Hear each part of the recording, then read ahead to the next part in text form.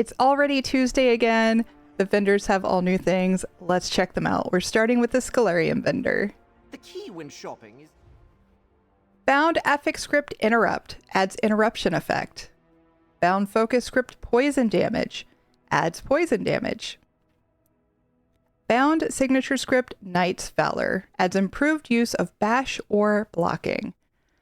All right, let's head over to the Tel Var merchant. We are now in Imperial Sewers, and we're going to check out the Tel Var merchant. Our leaders. First up, we have Rothgar treasure maps. Definitely not worth 6,000 Tel Var.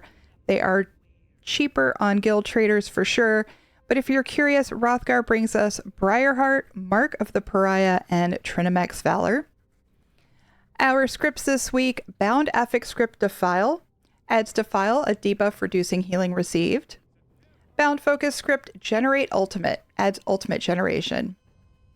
Bound focus script Trauma adds healing absorption effect. And bound signature script Gladiator's Tenacity adds damage reduction. Next, we have Fragment of the Crucible, which is part of the Roar Verdant Green skill style.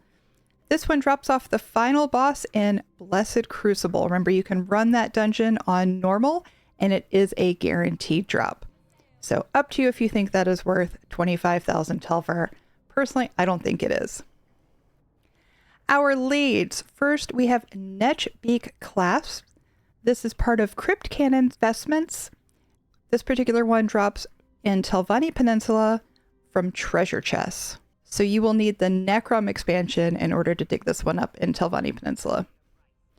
Our next lead is Withered Garlic Gorget. This is part of Fawn's Lark Cladding.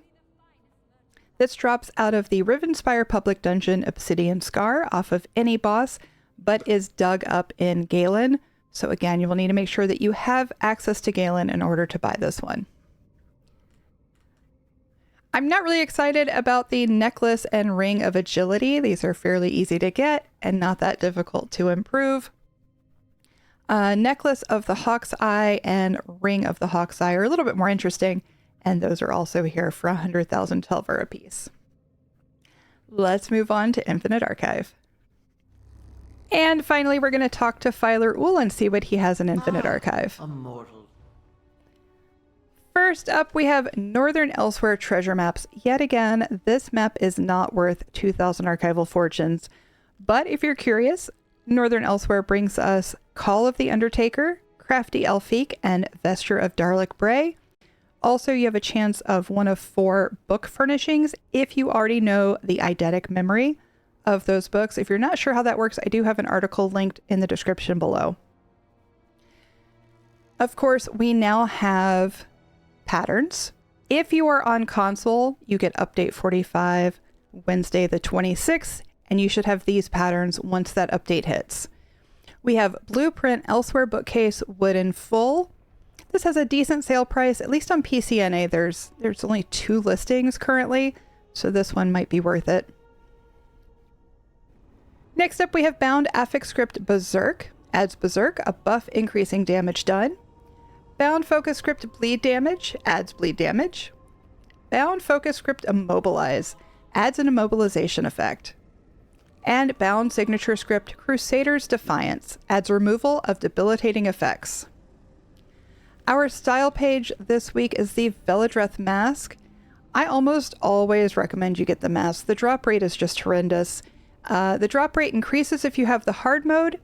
The hard mode of Cradle of Shadows is not horrible, but the drop rate still is. So I don't mind you guys getting all of the masks with Archival Fortunes. Next up, companion equipment weapons.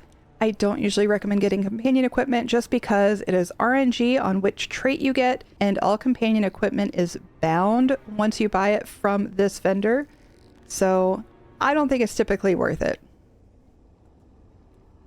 Our next pattern is Diagram High Isle Sconce Ornate. The suggested price on PCNA for this one is 157k to 197k. I think this one's definitely worth it. It is very expensive on the traders.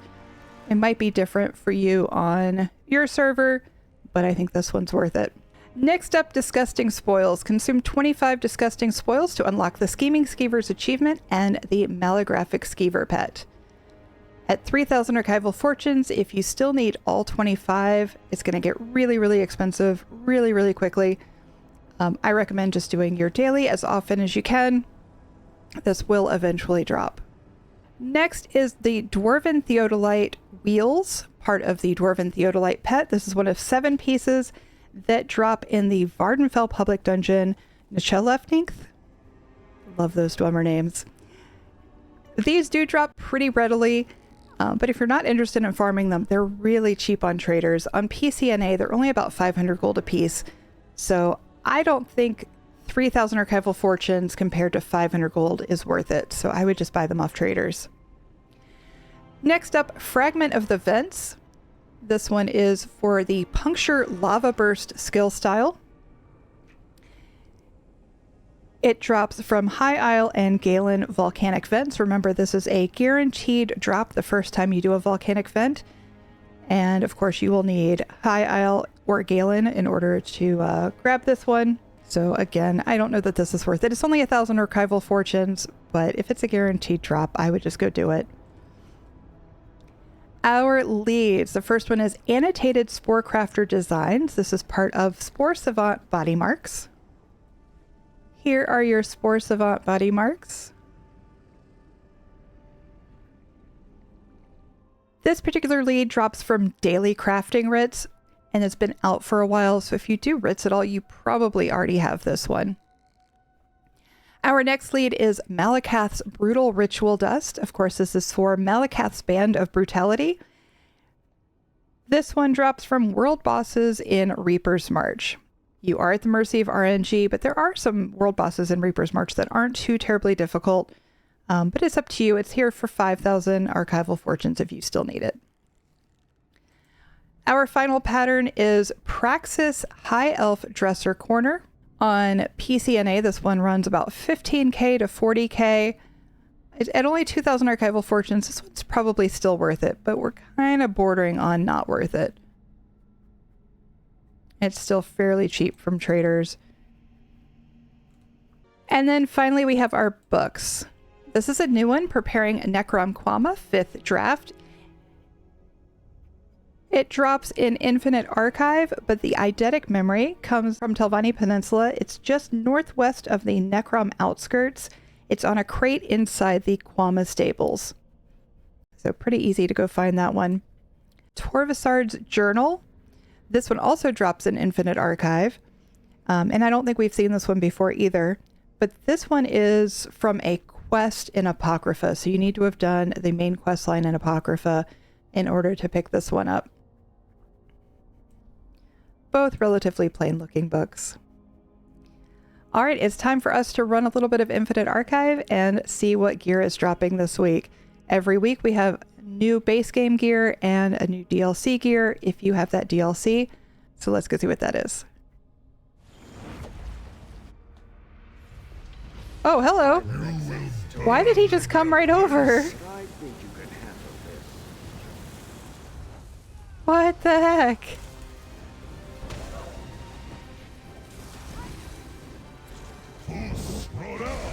Oh.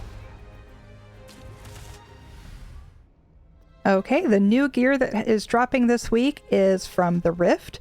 That includes Draugr's Heritage, Witchman Armor, and Yskamor's Birthright, as well as from Western Skyrim. That's Eternal Vigor, Venomous Smite, and Winter's Respite. And remember again, you would need Western Skyrim in order for those to drop. All right, that's going to do it for us. We'll see you next time.